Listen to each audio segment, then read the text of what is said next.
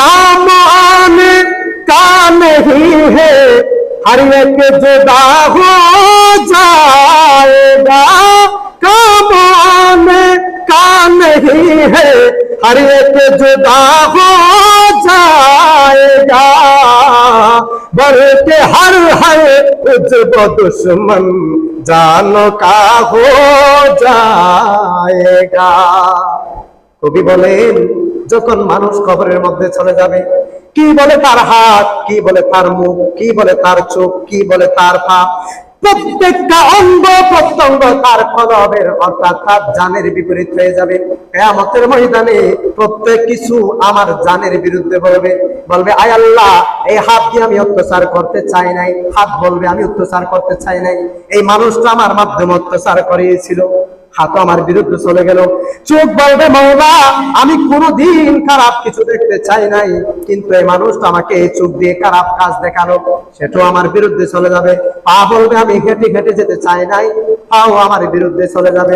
অথচ আমরা প্রতিনিয়ত হাত যদি ব্যথিত হয় হাতের ডাক্তারের কাছে যাই, হাত যদি ভেঙে যায় হাতের ডাক্তারের কাছে যাই, দাঁত যদি সমস্যা করে দাঁতের ডাক্তারের কাছে যাই, চোখ যদি সমস্যা করে চোখের ডাক্তারের কাছে যাই। কিন্তু এই দুনিয়ার জমিনের মধ্যে সমস্ত কিছুর চিকিৎসা আমরা দুনিয়ার জমিনের মধ্যে করি, কিন্তু আমাদের কলবের চিকিৎসা করার জন্য আমরা কোথাও গিয়েছিলাম কিনা?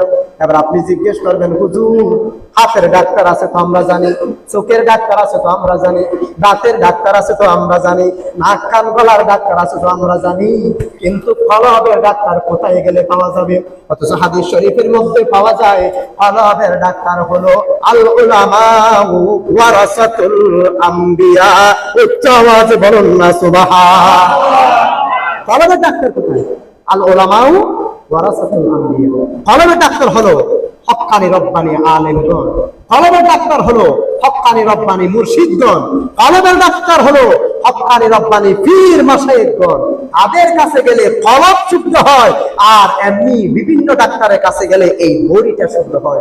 যে বডি শুদ্ধ করার জন্য হাজার হাজার টাকা আমরা নষ্ট করে ফেলি, অথচ কলব ঠিক করার জন্য কোনোদিন আমরা চেষ্টা করেছি? এটা আমাদেরকে একটু বুঝতে হবে।